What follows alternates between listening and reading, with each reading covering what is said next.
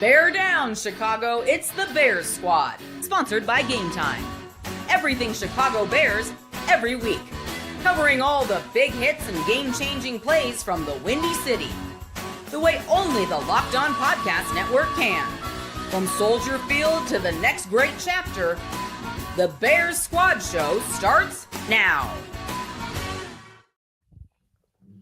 What's up, everybody? Welcome into the Bears Squad Show here on the Locked On Bears YouTube channel. My name is Joe George, one of your hosts, joined by Lauren Cox, as always, the daily host of the Locked On Bears YouTube and audio feed. And Lester Wilfong of Windy City Gridiron joins us here on the show today. We're going to do the ceiling for the Bears this year, the floor for the Bears this year. Lauren and I will go through the most important defensive player for the Bears this year, but hey, maybe there's a chance it's Micah Parsons, because Micah Parsons has officially demanded a trade in a lengthy social media statement. I waited for the aggregators to get me the bullet points, and the bullet point was, unfortunately, I no longer want to be here. So it seems like he's on the market.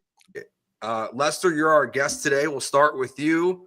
What are your thoughts on the idea of the Bears trading for Micah Parsons? So what happened? He took one look at Coach Flus and it's like, get me the hell out of here. Is that the deal over there in Dallas? I mean, look, this would be great. I saw something online where someone kind of compared it to the Khalil Mack trade. They were the same age, of course, when Mack got dealt to the Bears.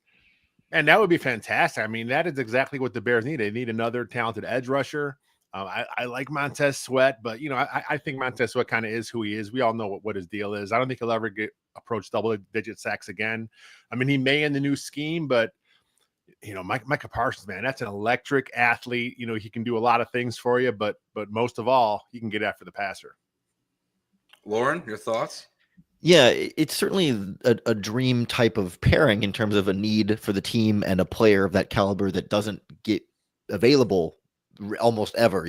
These type of opportunities are so few and far between. But I can't help but feel twofold. One, that this is very classic Dallas Cowboys, where Jerry Jones likes all the attention and says, let's get him angry and let him request a trade, and then we'll give him all he wants. But everyone will be talking about my Dallas Cowboys in the beginning of training camp when no one else is talking about anything else. And then B, the Bears have invested a lot of money in Montez Sweat and Dio Odengbo. They're both two of the top, 25 edge rusher contracts right now. And if you trade for Micah Parsons, you have to give him presumably somewhere near the TJ Watt, Myles Garrett type of money that now you'd have three of the highest paid edge rushers in football. And that's a lot of money to invest in one position. And if there's one spot to do it, it's there. But does Ryan Poles have the appetite to spend all that money? Or did he kind of say, my pass rush move was Montez Sweat and I don't have another one in me? Yeah, this is very Cowboys, the way they're doing this. CeeDee Lamb went through the exact same process, went on social media, demands a trade. All of a sudden, his contract is paid. Lauren, I think the way you put it's perfect. Like, Jerry loves to be part of the cycle. The only thing I would say that's interesting, I think maybe it feels a little different, is I saw this clip from Mike Florio from, I think it was from Thursday night.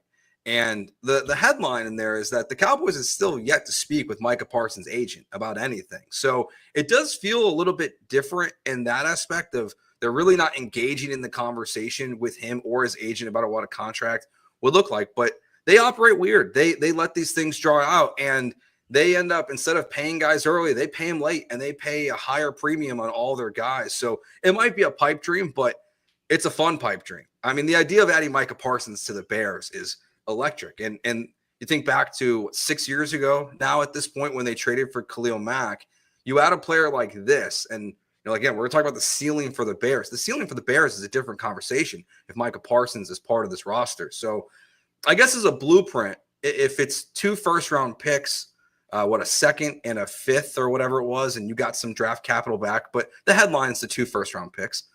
If it was 2 first-round picks, are you guys okay with that, Lauren? Are you good with that? Or is there a number of first-rounders you don't want to give up in this conversation for a guy like Micah Parsons? To me, it's less about the draft picks, which obviously are going to be a huge loss, but it's about the lack of financial flexibility you have in the long-term future then after you give them the deal. Like, draft picks are a huge deal, but that's like, you're going to trade for any pass rusher or any big-time player. That's just the going rate at this point. But, if you trade for Micah Parsons, then you won't have money to extend Jaquan Brisker. You won't have money to bring back, any of your young guys that are coming up on the end of their contracts, and you might have to shed some salary in order to get back under the cap. So you're going to move on from Tremaine Edmonds and have to replace him with a much, much cheaper alternative. You're going to move on from Cole Kmet. I mean, some of these guys you may have been planning on moving on from anyway, but like if you trade for Micah Parsons, like that's your last move. You're stuck with the roster you have now and Micah Parsons, and that's got to be the group that gets you to the Super Bowl in the next 3 years. And if you truly think this roster as it is right now is good enough for that with a Micah Parsons, then absolutely go for it. But if Ryan Poles is looking at a team and say, well, we'd still like to upgrade running back, and we might need a better, we might need to figure out what we're going to do for some other wide receiver depth or whatever it might be, or, upgrade safety positions in the future. Well, then this, maybe this isn't the move. This isn't the last move if you have a few more moves you want to make first. Lester? Yeah, this seems like it may be a year too early. Like if this was next year and the Bears are coming off Ben Johnson's first year, they made a nice playoff push. Maybe they snuck in as a wild card, and then maybe go out and you make a big deal to bring in the top pass rusher on the market, kind of put your team over the top. But I think right now, giving up a couple first round draft picks, I think it might be a little too rich. Plus you got like Lauren said, you look at the roster. A lot of money in that position. You don't want to spend so much money in one position. Now, you can get out of the Montez Sweat deal, I think, after next year. The deal with Deo, I think he's definitely going to be here at least another extra year after that. So there's some moves you can make there. But again, I don't think this team is quite ready to be a Super Bowl contender right now. And any team that goes after Micah, I think that's what they're telling their fan base, that we think we're ready. Let's go make that move right now and push ourselves over the hump. Yeah, I think that's really what the Bears were saying, back when they traded for Khalil Mack, which obviously was not totally accurate, that they were ready to win, but like they wanted to make that big splash, and Micah definitely would do it. I mean, if the trade parameters were exactly the same, yeah, I question though if Micah Parsons were really made available, I think there'd be more of a bidding war, because you think back to the Raiders deal, like there was all this stuff about escrow and where like they couldn't afford Khalil Mack, so like they kind of had to dump him. Like if Jerry Jones went on the Dallas radio station, he always goes on and says crazy things. If he's like, open season, Micah's available, all 31 teams call me with your best offer, I think you go way past 2 second-round picks. I mean, and 2 first-round picks. This feels like a guy that could just command so much more. And what you guys are talking about, the financial ramifications are really challenging. Again, the idea of it's awesome, but it's more of a Madden trade, unfortunately, probably. And not to skip over the draft pick compensation being a big deal. Like I think I've seen a lot of people talk about, you compare it to the 2018 Bears, like are we trying to recreate that same model? And like one of the reasons, not the sole reason, but one of the reasons they weren't able to sustain that coach of the year success is because they were without those draft picks for the next few years. And when you're missing first and second round picks in back-to-back years, like that's really key, young, cheap talent that keeps a roster well stocked. And I think when we look around the teams that have had success in recent years, the Eagles and even the Chiefs to some extent, like they're hitting on draft picks early in the draft, maybe not all the late round picks, but to be able to pay premium players already on your roster, keep them expensive, but then not lose out on still being able to fill other holes in more affordable ways, because they can't go out and sign big, expensive free agents. They can just kind of try and keep their young guys that they develop like that. That's the more sustainable pathway. So you can go all in on the Micah Parsons, but then it's hard to keep that up once roster churn naturally happens and you don't have those rookies kind of filling in behind them. What is your guys' view then, I guess, just as we're talking about this and we're talking about the moves the Bears have made this season, last year at the pass rusher position? What are your guys' expectations for this move? Because I think that is the other thing for fans is we talk, Montez Sweat, I agree with you, Lester. Like, I'm not sure he's a double-digit sack guy again at some point in his career. It feels like he's going to get close but never plateau past that or reach past that plateau. But what are your expectations for this pass rush group in 2025? Yeah, I don't think we may see a double-digit sack guy on the roster. I think it's not going to happen this year just because you look at the talent. Like there's some guys that, like I said, I think Sweat's a good football player. Grady Jarrett, if he bounces all the way back from that ACL 2 years ago, I think he's a good football player. Dexter, last year early on, he really was showing some pass rush skills, and then when they lost Billings, of course, the whole D line kind of fell apart. But I think there's some guys that can kind of get close. But I think this year, what you're going to do is Dennis Allen's going to be counted on the scheme guys up here. He does a lot of unique things with his front seven. He'll move guys around. He will create mismatches where he can. He will fake guys. He will screw up blocking schemes to kind of get his guys open. You may see Kyler Gordon with 4 or 5 sacks coming off the nickel blitz here. So I think it's going to be – I think the sacks and the pressures will increase over last year with Flus, but I don't think we're going to see a double-digit sack guy. Yeah, I agree. I think it's going to be a team effort there, and I think it's one of those things where, in theory, you should get even like a better version of Montez Sweat and a better version of Javon Dexter by having more bodies to rotate. That they're not going to have the volume of production per se, but they're going to be more fresh and more active on the snaps they do play as they get more people involved in the rotation. And I think it's why it's critical they sign somebody like Tano Passanio at the start of training camp, just to get more people at the edge that you feel like you can trust and have some NFL experience besides just like Dominique Robinson and Austin Booker on the bench there. But between the 5 or 6 defensive tackles that could be involved and now 4 or 5 different edge rushers, like they don't have a lot of like top end talent, but they've got a lot of middle of the pack guys that you can kind of relay team them in and make sure that each one individually is giving you 100% instead of just riding Montez Sweat as much as you possibly can. Yeah, I'm with you guys. Like, I think it's going to be a good group this year. I just don't know if it's going to be an elite group. And I don't think, as we, in the next segment, we talk about the ceiling for the Bears, I don't think that the pass rushers itself will be something that would stop the Bears from achieving it, mainly because of what's behind them potentially, right? The secondary we expect to be very good this year, at least I do. And that's going to help the pass rush quite a bit in theory, as it's supposed to that way in the NFL. It doesn't always work that way, but it's supposed to help you out quite a bit. It's interesting. Like the timing of this for the Cowboys and then where the Bears are at, like it's hard not to be excited. Like here in the chat, like we are going to try to interact with the YouTube chat. It's only our 3rd show doing this live on YouTube. So we'll be incorporating you guys as well. So P Smooth says here, Micah makes the Bears an instant contender. Sports from the trenches totally agrees, but it will cripple us financially. And I think that's really what it comes down to. Is like the Bears really don't have the money to do this. And I don't really know. Look, NFL contracts are complicated. What you have to trade away, what you can trade away to make this work is complicated. But it does feel like, what about this? What if you could include Montez Sweat in the deal? Just as a theory, just a little fun conversation here. Yeah, I mean, I can tell you, like, financially, I don't think it would work because it doesn't. The guarantees are structured. Like, you would pay more to trade Montez Sweat than you would save. So, but I mean, if you could sort of like take all of Sweat's cash off the books to get rid of him for Dallas, I mean, I think that makes it a lot more manageable there. But how much does that? I mean, it absolutely moves the needle on your pass rush. But like, part of the dream, right, is pairing them, right? Being able to add him, not just like upgrading your number 1 pass rusher, but like adding a star to an already quality number 1 pass rusher is like what takes this defense from good to great, as opposed to that. I mean, that's still an upgrade too, but it definitely making Montez Sweat the 2 is where so much of the upgrade comes from, not just replacing your 1 with a better 1. Yeah, I'm kind of the same place. I think it's again, in theory, it'd be nice, but the salary cap's so goofy. There's so many different things you get hit with. Like if you deal a guy, I'm sure they can be creative and make it work. Plus, the cap's going to go up next year. It goes up pretty much every year, so I'm sure that's something they're going to factor in. But I think at the end of the day, if this were happening, I really have my doubts. If this were happening, something that the franchise believes, hey, this is the guy that can do it for us. That tells me they really believe in Caleb Williams and Ben Johnson pairing, that they think this is definitely going to be the 2 guys that get them to the next level. So I think if it happens again, I doubt it. That's going to be the franchise saying, hey, we're ready. Caleb's the guy. He's going to be MVP level this year. Ben Johnson's the coach. We are ready as a franchise to contend for a championship. Yeah, I think that this conversation it's the next time this happens with a pass rusher, that's when I feel like it's a real conversation, because the timing of it it's weird. Like with where the Bears are at with, yes, you have Ryan Poles still here locked up for a while. We have Ben Johnson, Dennis Allen. Like, what does it look like?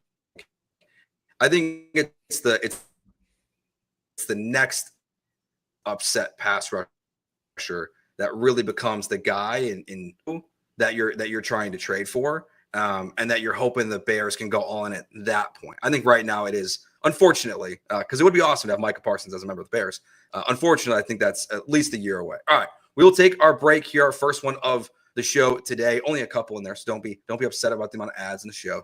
But when we get back, we'll be having a discussion about what's the ceiling for the Bears. How far can they go?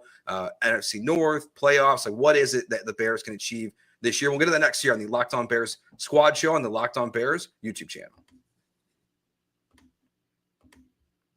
Today's episode is brought to you by Monarch Money. Ever wish managing your money felt easier? With Monarch Money, it can. Whether you're growing your savings or planning a big purchase, Monarch puts you in the driver's seat. It's like having your own personal CFO, giving you full visibility and control over your finances. Monarch Money is more than just a budgeting app. It's a complete financial command center so you can track all your accounts, investments, and spending in one place. So in addition to managing your money, you're also building wealth. You can look at things like how much you're spending on takeout or subscriptions. It breaks all of that down for you right there on the app. So take control of your finances with Monarch Money. Use code LOCKEDONNFL at monarchmoney.com for 50% off your first year. That's monarchmoney.com. Code LOCKEDONNFL for half off your first year. All right, let's get into the conversation now about what the ceiling for the Bears is in the 2025-26 season. Really, there's a bunch of ways we can look at this. I guess we could start in the division, big picture. I guess wherever we want to take it. What for you, Lester? What's the ceiling for the Bears this upcoming season? Yeah, I think if things break the right way, I think if Ben Johnson is the guy that we all believe him to be, and if Caleb is, like I said, the quarterback that we all think is going to be, I think this team should definitely be in the wild card push. I don't think they're going to win the division. I think the Lions, yeah, they lost, of course, both coordinators, but that's still a very talented roster. I think the Lions are still the class of the North. The Packers are always tough. Vikings are always tough. It's a tough division, but I think if the Bears made the right strides that they believe they did, and look, we all think Ben Johnson is the guy. There's no reason why this team should not be in that wild card mix. I mean, it's going to be fun, at least as Bears fans. We're finally going to have that team where in the hunt every week we're going to see our team in the graphic, and it's real this time. I mean, the Bears were in the graphic last year, but we're like, come on, get the Bears off that graphic. It's just so embarrassing. But this should be the year for real. They're in the graphic, in the hunt every week until the end. Well, didn't you see the Hall of Fame game? That means the Lions are going to be bad this year. Everyone's saying it's over for Dan Campbell because their backups got blown out. Yeah, wow. But no, I do think, George, I'm glad you framed it around the division because, like, especially when I look at this Bears schedule, like, obviously the division games are always the most important. But I think particularly this year, it feels like that's the big differentiator between, like, a great season or a bad season is how they do in those games. Because I think generally we can on paper have a sense of like, yeah, there's a handful of teams that aren't that great that you think the Bears should be able to beat. And there's a handful of teams on the schedule that are really good and Bears probably can't beat. And so, but to me, like all three of those divisional opponents are as much of a toss up right now in the offseason, not knowing how good they're going to be as maybe they've ever been. And I feel like usually we go into a season saying, Aaron Rodgers and the Packers, they're probably going to win. They're probably, or we know the Lions are really bad, so we're probably going to beat them. But like right now, it's like, yeah, the Lions could be great again, or they could take a step back. And the Bears almost beat the Lions twice last season. I mean, they almost beat the Packers twice last season. I mean, there were a lot of opportunities to almost beat these teams then, and we don't know if they're going to be as good or about the same or how close those could be. So like all 6 division games feel like a giant toss up to me. It could be 50-50 in any of them, and if you win 4 or 5 of those, you're a playoff team in the wild card. And if you win 2 of those, maybe you miss the playoffs altogether. And that to me is like where the biggest wild card is in there for me. Yeah, because I think that's when you look at the division to what you're saying too, and JJ McCarthy obviously factors into a huge part of this. Like, does he replace Sam Darnold easily? I mean, is he as good as the training camp videos look? Probably not. Like, I don't know. I'm not really sure what to believe about JJ. I'm a Notre Dame fan, so like I'm kind of biased against Michigan players, to be honest. But I won't deny it. But I don't think the Bears can win the division this year in terms of what their ceiling is there. Just because you would think one of these 3 question marks is going to hit, like the Packers, the Vikings, the Lions. One of them is going to keep it together with what they were building off of last year. I would bet on it being the Lions or the Vikings versus the Packers for me. So I don't think they can do that. But I think making the wild card this year is definitely achievable. And I would be disappointed if by like week 13 they're not in the hunt graphics. Like that would be disappointing. But like I expect them to be, like Lester said, on those graphics the entire season. And really, you think towards the back end of the year, how those Packers games are kind of clumped together again. Like those games feel like the swing games of the season, just because they're so close for me, at least. I guess when I think about ceiling, though, like I mean, obviously there's a line somewhere between like unrealistic and realistic, right? Like I don't think anybody would say 13 wins is within reach, right? But like, okay, so then is 12-5 across that line? I mean, Matt Nagy in his year 1 won the division 12-4, and you're like, we didn't expect that year. Like, is that? It doesn't quite feel. 12 feels like a lot for me. Like I think if I'm putting a number on a ceiling, it's probably 11. Is like, okay, they had a really good 11-6 season that maybe they're tied for first in the division, but tiebreaker, somebody else wins, or you're in second because the Lions had 12 wins or whatever, and you had a good season because everything really fell into place well. But like, I don't think the ceiling is like the Super Bowl. Like, I don't think there's that kind of, there's a certain ceiling that's going to stop you well short of like a crazy season, right? I mean, I don't know. Can any of you see more than 11 being anywhere with it? I mean, 12 you could maybe talk me into, but 13 I think is like the absolute hard cap for me. Yeah, I mean, for me, I think 11 is probably there. I mean, the big thing is for the Bears is, I mean, everything could go right for the Bears, but again, you still got to beat the Lions out. You still got to beat the Packers. You got to, the Vikings. One of those teams have to falter. I mean, if you win 11 games, in the division, that means one of those three teams that last year were all in the playoffs. One of those are really going to take a fall. And like you said, who's it going to be? I mean, Viking fans are hyped over JJ McCarthy. They think he's the guy. I mean, they're talking so much trash already on social media. It's like ridiculous. Like, what are we doing here? This guy hasn't taken a snap in the NFL yet. And everyone just assumes because the coaching there is so good and it's so strong, and they had a nice year last year with Sam Darnold, that it's just going to keep going. But I mean, we got to see it happen there. And then the Packers, of course, Jordan Love, I think he's probably better than most Bears fans think he is. But, again, that's a very well-coached team. Of course, the Lions, a ton of talent there. So even if everything goes perfect for the Bears, they still may not hit their ceiling because the other teams are so good in the division. Yeah, I mean, is it because I would say for me the number would be 10. I think 10 is probably the number that I would put at, just a little bit lower than you guys. But could the Bears be that 10-win team in a 10+ win team division again and make the wild card? I think that's possible. I don't think it's not what my expectations for this team are for this season, but I do think it's there. And then beyond wins and wild card, I would probably then cap it at ceiling one playoff win.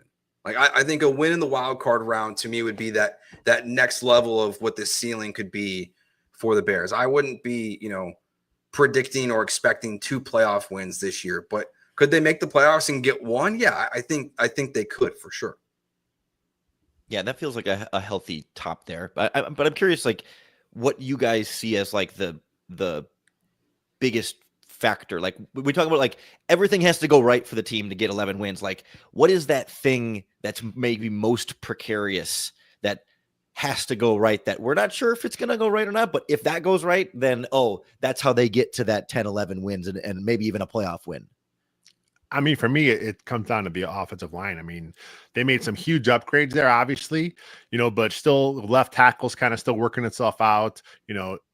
Joe Thuney is, he's 32. I think he's still in his prime. I think he's got some good years left, but this team is like one injury inside away from starting Ryan Bates or Bill Murray there. So, that's a little concerning there. Look, I think Ryan Bates, when he was in Buffalo, he had some nice film. He was fine. I'm not sure where he is now because last year was basically a lost year for him. I mean, how far has he come back from those injuries? And then if Ryan Bates, who missed most of the offseason, right? He missed most of that with some other injury. He's been practicing in camp. But if Bates goes down, then it's Bill Murray. That's your number one guy. I mean, do we want to see Doug Kramer at center? I don't want to see that either. So, so I'm a little concerned with the interior depth there. If the O-line is what we think it is, and we hope it is, Jonah Jackson bounces back, Darnell Wright continues to grow. Whoever wins that left tackle job, they're able to hold it down. If the O-line is as good as we all hope, I think that's going to help this team get that ceiling. Yeah, I largely agree with all of that. So I'll go a little different direction for it. I think it's going to come down to like if they're going to reach this ceiling of 10 or 11 wins is what happens at the end. Like how much does the coaching really make the difference this year? The little things that just ruined the Bears season last year, the fail Mary, the blocked field goal, not calling the timeout. Like, I mean, there's multiple, that's 3 wins basically the Bears could have had extra last year. Like what happens in those moments? And then, of course, there's just the overarching, like, it's Caleb. It's like, what is Caleb Williams this year? I mean, is he the guy that we thought he was? Most of these great quarterbacks take a leap in year 2. Like, they take the big leap from year one to year 2. So, you don't – a lot of times, like, you don't see the Josh Allen trajectory where it takes 3 or 4 years to, like, really reach that ceiling. So, I think that's, too. It's what Lester's saying. It's like the offensive line has to protect Caleb, but he has to – really be the guy that you want him to be, I think, to reach that ceiling, at least for me. Yeah, I'm with you there 100%. Like in some ways, like the answer always comes down to some amount of like just injuries, right? Like how healthy Yeah. can you be lucky and luckier than other teams and having fewer injuries? And I always like try and like be cognizant of like when we think things are going to go well, and then of course inevitably in Bears history they don't go well, and then we look back and go, well, how come we didn't see this coming? Like that's one of the things I'm trying to watch for this roster. Like what could go wrong that we're not counting on going wrong? And the only thing I can point to is like Jonah Jackson has an injury history. Drew Dahlman's been hurt the last few seasons. Braxton Jones has been hurt the last few seasons. We've seen Jalen Johnson has had an injury history and is now going to miss all of the preseason and training camp. It sounds like Jaquan Brisker has an injury history. Like I could see that being the factor where it's like, if you got these guys that can finally stay healthy and all be together, like, well, and that's true for every roster, right? Of course, if you can stay healthy, you're going to be good. But like, especially I think some of the more precarious spots on this team, I'm like, well, yeah, if those guys are all good to go and you can miss a couple games here or there, like you can survive 1 or 2 weeks of Ryan Bates. But if it's 7 weeks of Ryan Bates, that's when things start to get really tricky, because then you're one injury away from Doug Kramer, like you said, and it's like, oh boy, now, oh, how did we not see this coming? We should have known that these players had some of these injury histories. We should have expected that this was going to happen, and yet we're pretty good at talking ourselves into saying like, no, you can totally see how this all comes together to hit that 10-11 win ceiling if all this stuff lines up, and you just kind of hope that more of it lines up, because not everything's going to go right, but if most of it can go right, I think you can be right there in the mix. Yeah, the injury is, especially because of you framed it really well about the fact that all these important positions, they all have injury history. Like it's not like you have guys who don't have it. I mean, we're going to do our most important player in defense at the end of the show today, and like Brisker's high on my list because I'm just so curious with his concussion history now, like what his career, his season. It looks like it feels like it's a tipping point in a way for him of what it could be. And then the offensive line is interesting because it's just how much does coaching fix the little things? That's the other thing that could help the Bears, is that even with the injuries, can the coaching be improved enough to where they seem a little bit more serviceable? Like that would be the other, like that's something we really don't know. And we hope to never find out because you hope everyone stays healthy. But like, can a more competent coaching staff actually get something out of these guys? That would be the other optimist part of me that's like, that can help the Bears sustain injuries. I was so down on the Bears O-line coach the last few years. Just, I'm breaking on the sacks. I'm watching these guys. They don't know how to pick up a basic stunt. They're confused by the little things that a defense does to them. Some of the blocking schemes, some of the way they're sliding, I'm not sure why they're doing what they're doing based on the look they're seeing. And look, I'm not sure if that comes down to the players making the wrong call at the time or if that's coaching. I tend to want to see it's coaching because it continues week in and week out. I saw these same issues, all year, for the entire Chris Morgan era. His offensive lines, I don't know what they were doing. I don't know how he survived, when they dumped Getsy and the whole staff. I don't know why is he the guy that stuck around? I thought he sucked just as bad as all of them. So, yeah, with Dan Rochar in, I really think the O-line is going to pick up as far as what they do schematically up front, and they're going to be, way more well coached than they were under Chris Morgan. Yeah, right on that same point. Like one of the things, I agree with you 100%. Like one of the things that bugged me so much is like, the Bears, they weren't investing a lot of high draft picks in offensive line, but I still feel like I never saw the young linemen that they did have like show considerable improvement. Like Braxton Jones came in as a rookie and was a fine starter, and like he got like incrementally better, but it didn't feel like Braxton Jones was getting coached up. It just felt like, wow, he was that way from the start. And like, did Tevin Jenkins get a lot better? Did Larry Borum get a lot better? Did Darnell Wright take a step forward? I mean, none of them got worse, but like it was really hard to see any real signs of like measurable player development along the offensive line. And that to me was just such a damning indictment of like coaching them up and helping these players develop, and some of those injuries and stuff, I'm sure, but like, boy, and so many positions across the roster, who is getting better and wasn't just already a decent enough player when they came in and only kind of incrementally got better on their own. All right. Well, Lester, before we let you go here, first of all, thank you for joining us, but take a second, make sure you let our audience know where they can find you, your written stuff, your audio content, where can everyone find you? Yeah, everything I write is at Windy City Gridiron. All our podcast video stuff's at Second City Gridiron, and you can find me on the socials at Wiltfong Jr. Well, thank you for joining us. We appreciate it. Always a good read. One of my favorite Bears followers on Twitter. So very much appreciate you joining us today. We'll take a break here. When we get back, we're taking the negative stuff for Lester. Okay, he got through the positive stuff, the fun stuff. We're going to talk about the floor for the Bears when we get back. That's coming up next year on the Bear Squad Show and the Locked On Bears YouTube channel. Today's show is also brought to you by 5 Hour Energy. Time to fuel up and turn it up with 5 Hour Energy Transfusion. It brings the bold grape, ginger, and lime flavor of your favorite golf drink, minus the alcohol, into a quick, energizing shot. Whether you're sinking birdies or just making memories with friends, this one's a hole-in-one for your energy game. Let's be honest, some days on the course or off of it, you just need that extra boost to stay sharp and energized. I needed it because Jed Hoyer wasn't doing anything during the deadline, and 5 Hour Energy helped me get through all of that. Golf is all about the good times with good people and good flavors, of course. The grape ginger lime flavor gives you the best parts of your clubhouse to go without chasing down the Bev card. If you go to 5hourenergy.com today, that's the number 5hourenergy.com. You can use our promo code LOCKEDONNFL to receive 20% off your first order. This offer is only valid until September 30th and on one order and cannot be used with other promotions. This code is not good on subscription orders. Whether you're meeting up with your friends or trying to turn 18 holes into 36, get the energizing boost you need to power through. Order transfusion-flavored 5 Hour Energy shots today. All right, let's get to the negative stuff here, Lauren. So we did the ceiling. So I think we kind of collectively decided 10, 11 wins, a playoff game, top, I guess top 2 in the division is the ceiling for this team. Let's try to start here without let's assume some health here, actually. Yeah. But so the Bears are healthy, but what's the floor of this team this year?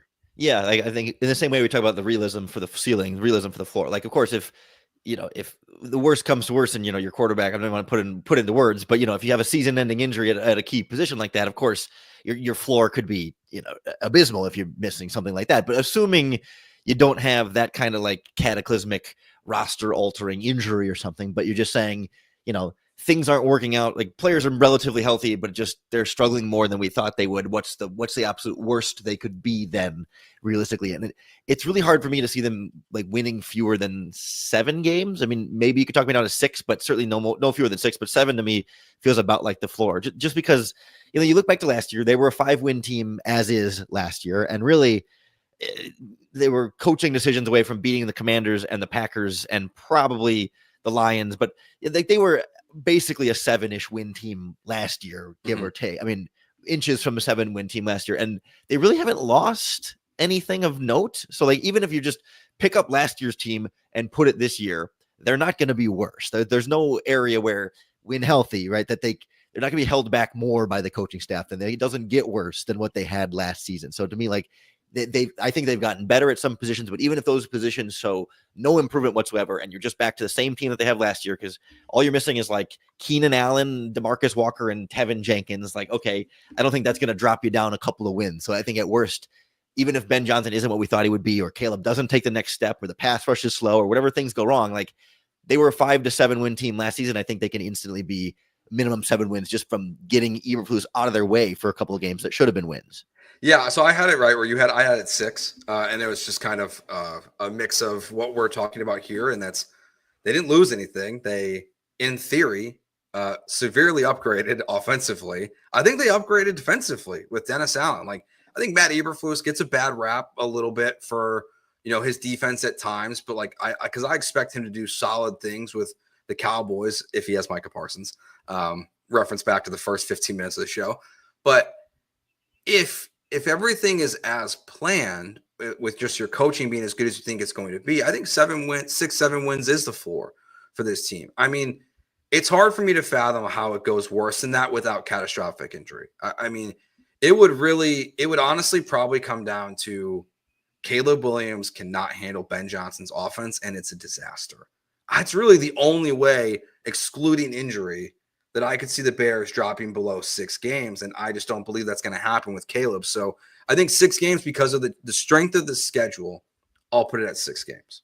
Yeah, I was just like re-glancing at the schedule, right? Because I know there's a few teams on that list that like you feel like on paper you can really like pencil in a W right away. Like, I think the Raiders are going to be bad. You should be able to beat them even if you're struggling. The Browns are going to be bad. You should be able to beat them even if you're struggling. And the Saints are going to be bad. Like, I think there's like 3 as close to like quote unquote automatic wins as you can get on there. And then like, I'm not super confident in the New York Giants or the Dallas Cowboys necessarily being great teams this season. I mean, maybe even San Francisco could be in the borderline. So then there's like 3 or 4 more borderline teams plus your divisional games. If any of your divisional teams take a step back, like they won a division game last year, I think we should be able to count on at least one this year again, even if they're the same team as last year. So you got 3 easy wins plus a divisional win, and then can you pick up 2 wins anywhere else on the schedule? Like I think it's hard to envision anything less than 6 just based on some of the bad teams that they do play. But then obviously there's enough good teams that's going to hold them down certainly too. And that's what kept our ceiling down too.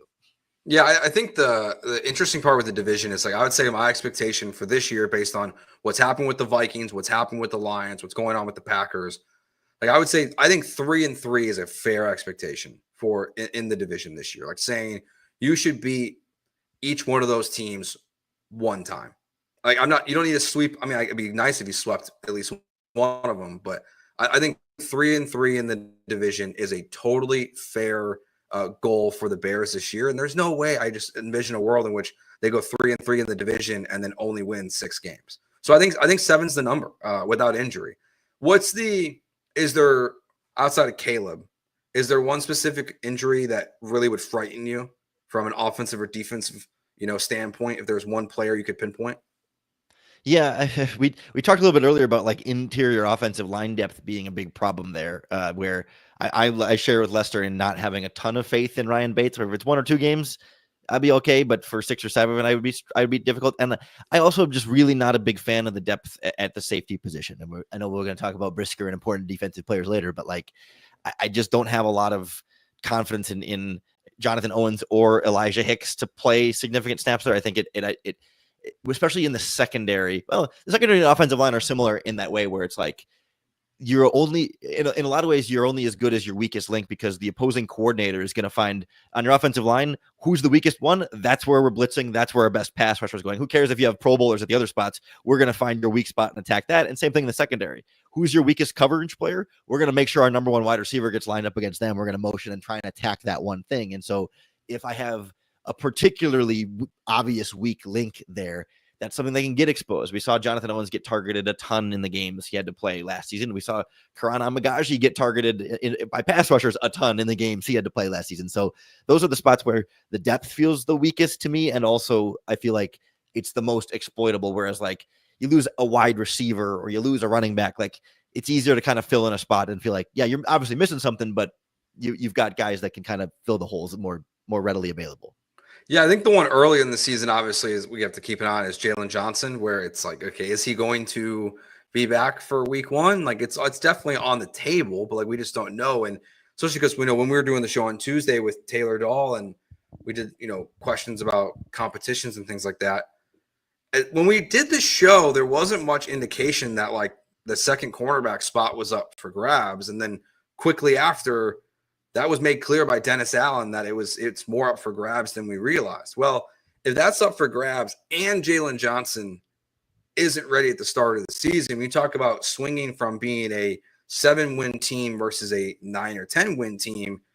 No Jalen Johnson versus Justin Jefferson stinks. Like there's no other way to put it. Like it's a tough early season injury that, fingers crossed he's fine. But that's one for me I would definitely be keeping an eye on. It really feels like that could swing the Bears season in one direction or the other.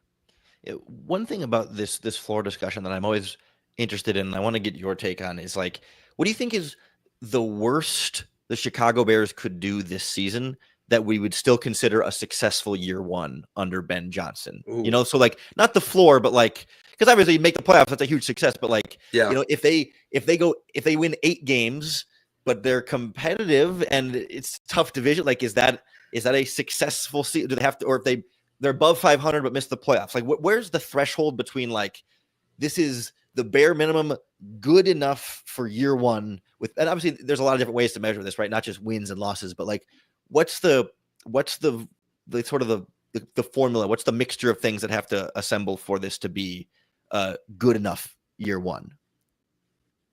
Yeah, I think 7 wins is definitely like. I think I can find there's other things that can happen within the Bears season that if they win 7 games, I'll be happy with the season. Go back to when we did our first show together, the Caleb Williams benchmarks that he set out for himself. 4,000 yards, 70% completion percentage. Let's call it 4,000 yards, 65% completion percentage, like 66, somewhere in that range.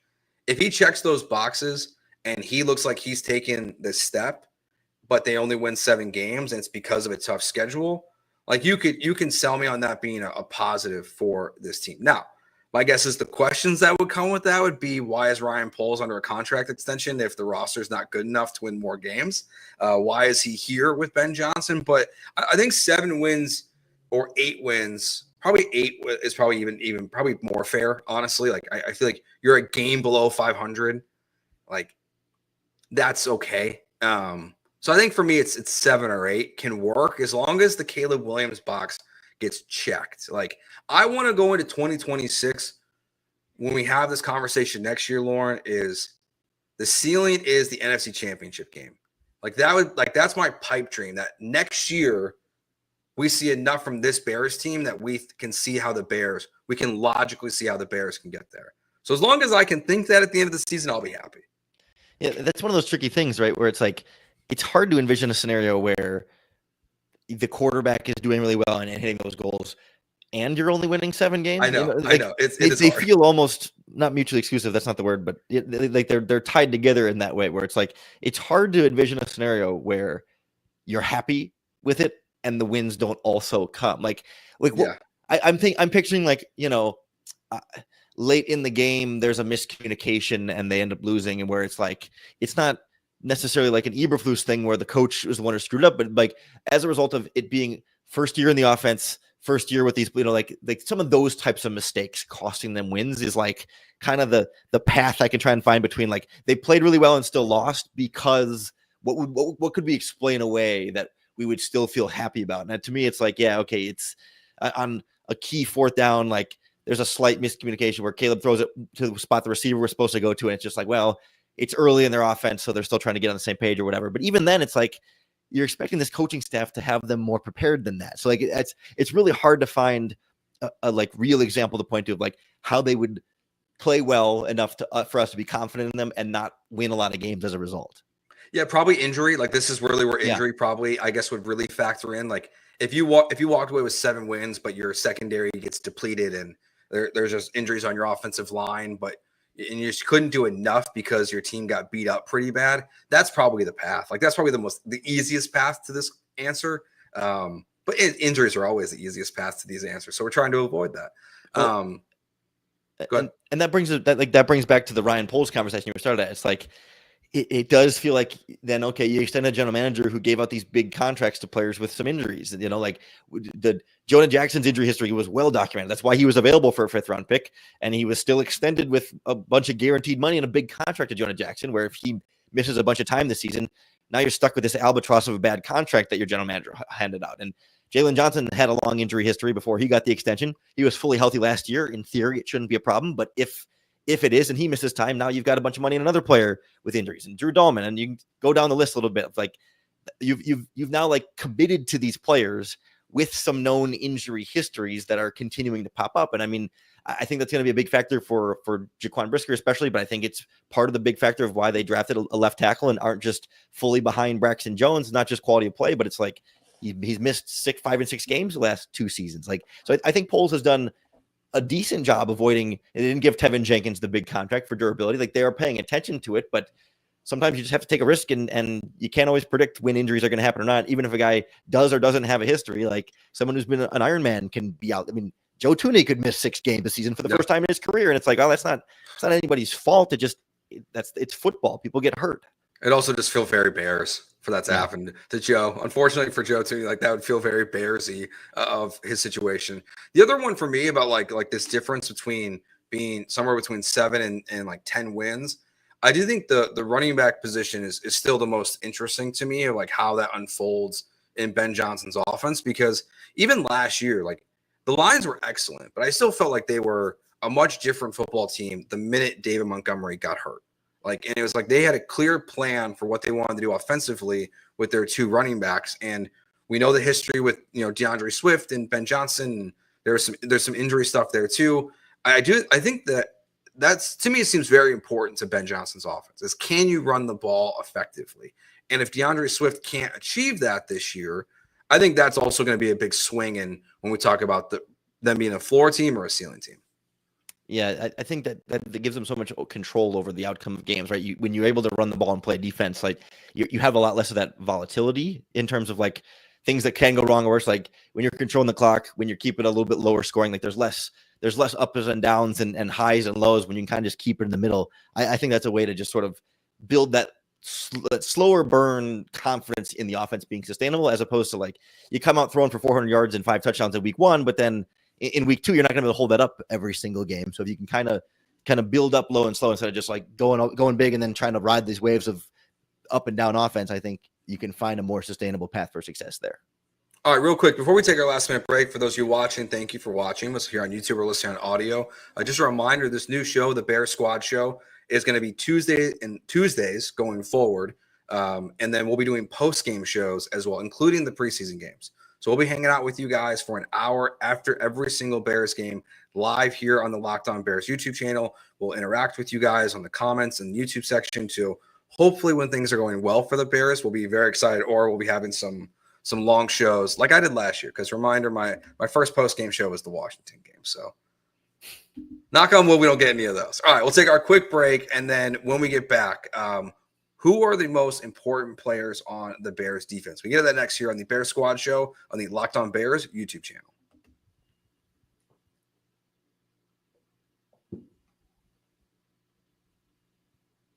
All right, I kind of tipped my hand to this earlier. So I think Jalen Johnson's the obvious number one, just because he's clearly the best player on the defense. But what you were talking about too, about the safety depth with Jonathan Owens and those guys, I think Brisker, to me, is going to be is number one on my list. I've decided of most important Bears players on defense this year for staying healthy, for play, because when he's out there, it just there's a different level of just like intensity. It feels like when he's on the field, because his speed, his ability to force turnovers, the way he hits people, like it's a different level with Brisker on the field. He's honestly probably like one of my 2 favorite players on this team. Like him and Kyler Gordon are probably at the top of my list.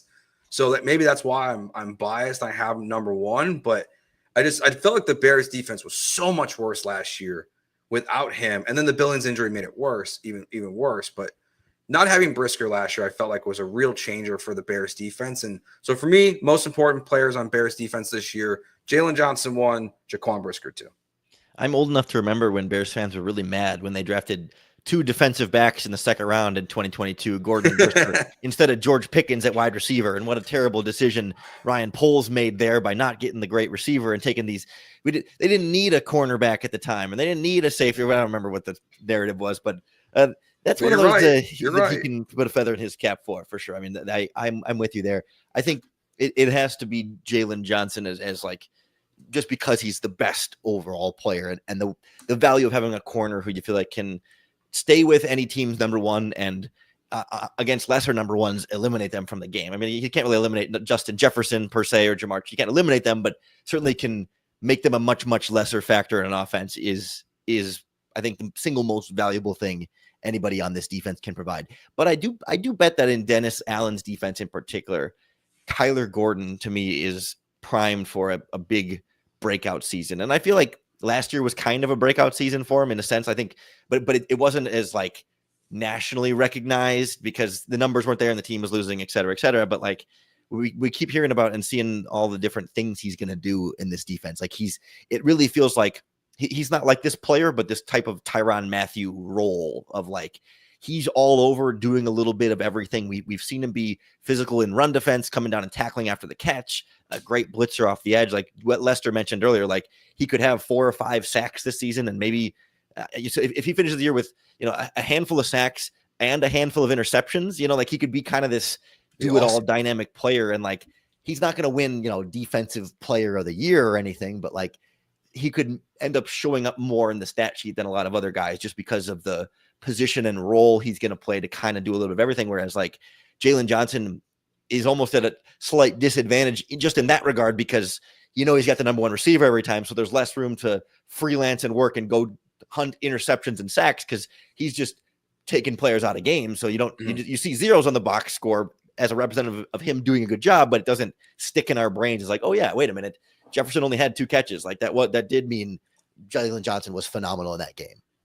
Yeah, it doesn't stick in anyone's minds because every time I see a Madden rating thing, he's 10th, the 10th rated corner this year in Madden. He's always way too low on these lists. Like, I know we are all biased as Bears fans. Like, we are about Jalen Johnson, but my gosh, he is disrespected. Like, it is every time we see one of these NFL top 100s, or he left off of it last year. Is he off of it this year? I've actually been paying attention to it this year, if he's on it or not, but because they're pretty far through it, I think, already. So my guess is he's been left off of it again, but it's pretty, he just gets he doesn't get the love he deserves nationally. And I don't get why, to be honest. Yeah, I think part of it is like Bears defensive reputation. Like it's 2 things. One, he hasn't had a lot of turnovers, and that's usually one of the big, defensive back numbers that people look to. But then, like, the likes of Darrelle Revis and other shutdown corners didn't always have a lot of interceptions, but like somehow they had just this broader, I don't know if aura is quite the right word, but like, and I don't know if it's because those Jets defenses in New York like had a little bit more reputation than, like, especially last year, Eberflus's Bears defense just was falling off and wasn't what we thought it would be. And I wonder if, like, reputationally, Dennis Allen and this defense can sort of build up the perception of these guys a little bit more, especially in the secondary, if they're able to play well, even without big time numbers, but just like getting the right attention against the big opponents. And the Bears don't have a lot of national television games per se, but if you can show up in those moments, starts week 1 against the Vikings on, is it Monday Night Football or is it Sunday night in week 1? Monday Night Football. Monday Night Football. If say he holds Justin Jefferson to 3 catches for 30 yards in that game, and now all of a sudden, Jalen Johnson had a big start to the season, like that thing can sort of reputationally. Yeah. Then you get to the Commanders game in week 6, and if Terry McLaurin's still there, or if he's covering Deebo Samuel, like in those kind of matchups, if the team is doing well and he's standing out in the primetime games, like that's how you. Plus, I think he needs a nickname like Revis Island, and Jalen Johnson doesn't have a dance, he doesn't have a celebration, he's not doing the seat belts, like. Doesn't have a nickname. We need something for Jalen Johnson that can elevate him that high. I think aura is the right word there, then, Lauren. I think you're saying he doesn't have enough aura around him. I think that's totally fair. Well, but I think he does, like his physical presence. Like on social media and press conferences and stuff. Like he's carries himself that way, but it just hasn't been able to sort of permeate the wider football culture. And I don't know what the solution is there. He has a TikTok channel where he cooks. Like this should be there. We should be seeing something, but hasn't happened yet. How much of his TikToks are you watching? Are you a big Jalen Johnson? Like, is he teaching you how to cook there, Lauren? I need to spend more time watching it apparently, but he's got, that's the problem with some of these big time cook chefs where it's like, they've got 1,000 pots and pans and every knife you need for every possible situation. Like, I don't got time to do all those dishes, man. Like he's got somebody who can do those for him. I don't have time for it. The other guy that we haven't mentioned in this segment was obviously talked about a little bit earlier in the show is Montez Sweat.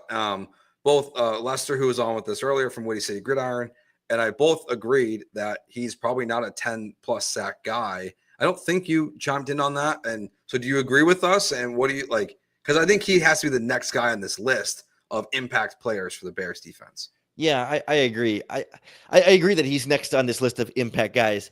I'm torn on the 10 sack thing because I think he's like firmly in that like second tier of pass rushers where he's not at the top with everybody else, but like his pressure numbers are pretty consistent from year to year. Like even last year when he only had, 6 or 5.5 sacks last season, it was obviously a big disappointment, but like the rate of pressure he was generating on opposing quarterbacks was almost identical. And I think it was even slightly up from the year before when he had 12 or 13 sacks. So like there's a consistency in the pass rush with him that I still trust and value, even if it doesn't always end in sacks, but you hope or you wonder if better coverage on the back end, if they're playing more man coverage in Dennis Allen's defense, if that creates fewer windows for the quarterback. So there's more time for those pressures to turn into sacks as opposed to the quarterback getting rid of the ball before Montez Sweat can actually finish at the quarterback. Like I think the back end is the difference between the sack numbers going up or down, but I think his pressure rate has been consistently enough where it's like, he's a good pass rusher and he's about what his contract says he is, where he's very clearly not one of the top 10 guys, but he's one of the higher paid guys. And that's about where he's generating pressure right now. So I think he's where he needs to be. But the sacks are not something I'm as worried about for him individually, but defensively as a whole, they definitely need to get the quarterback down more. Yeah, I mean, and look, they've invested. You know, you bring in Grady Jarrett, you have Dexter, who's already there. You've added the guy from the Colts, whose name I can't remember how to pronounce here. Odengbo, Dio Odengbo. It sounds way easier than it looks on paper. I always think of it as like I think it was like, oh dang, Bo, you know, like OH space DANG Bo, like oh dang, you know, like Odengbo. I'm gonna write that down.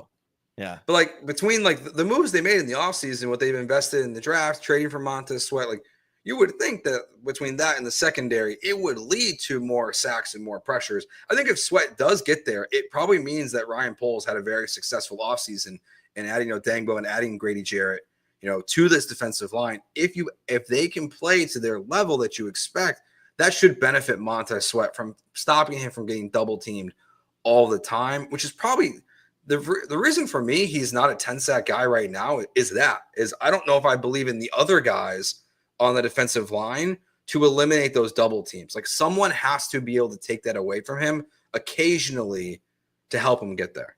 Yeah, and it feels like Grady Jarrett's, well, let's say he's the X factor there, but Javon Dexter can be too. Like, I don't think any of us are expecting Dio Odengbo to command some double teams, right? I mean, No. he's a very expensive number 2 edge rusher, and he certainly needs to take a step forward from where he's been in previous seasons. They're paying him for the future, not for what he's done in the past. But like, he's not going to be that double team guy. And Grady Jarrett has been that double team guy in the past, but is he still? We'll see. And Dexter hasn't been that yet, but you hope he becomes that. But is that this year? Is that next year? I think the idea is like, if you just sort of leave fewer plays where you can obviously just double, triple team Montez Sweat because everyone else is clearly just a one-on-one guy that you don't really need any help with. You don't make it so they can't just slide their protection to Montez Sweat side every time. Cause you know, like maybe you're not double teaming Grady Jarrett, but you know, you got to have the center kind of nearby to assist. Like the center's watching Dexter and Jarrett. It's not an automatic double team on Jarrett, but he's got to keep an eye on extra guys to help, like just to take some of that attention away. And maybe that's Dennis Allen too, saying, all right, you put Montez Sweat on one side by himself, and then you show blitzers on the other side. And you have to decide, are you either leaving Montez Sweat one-on-one, or are you leaving those blitzers without some extra help there? And just there's ways to scheme that up too to make Sweat's job easier. And it did feel like Eberflus's solution was usually just run stunts, and even that wasn't always enough. Yeah, no, not very often. No, I mean, I'm excited for Dennis Allen's defense. I think that he could honestly, he has the potential for us to look back at this conversation on the show today regarding Montez Sweat, and I think he has the chance to make us look foolish. Like, based on what we've seen in his career as a defensive coordinator, the Bears should be able to do some really awesome things this year and just different looks, kind of, you know, not to the level of probably what it was like with Fangio or anything like that, but like he can do things defensively this year for this team that could, again, make us look foolish. And, you know, Montez Sweat could be a 12, 13 sack guy this year. All right. That will do it for this episode of the Bear Squad Show here on the Locked On Bears YouTube channel. You can check Lauren out every single day, 5 days a week, talking all things Bears football here on the Locked On Bears YouTube channel. Remember, hit that subscribe button. Plus, wherever you get your podcast, Apple and Spotify. Reminder again, starting next week, Tuesday, 4 o'clock, we'll be here with you live for an hour, and then we will start going live even during preseason games for hour-long post-game shows. So come on, hang out with us there as well. So, Lauren, thank you for doing this with me as always. We'll talk to you guys on Tuesday. Peace.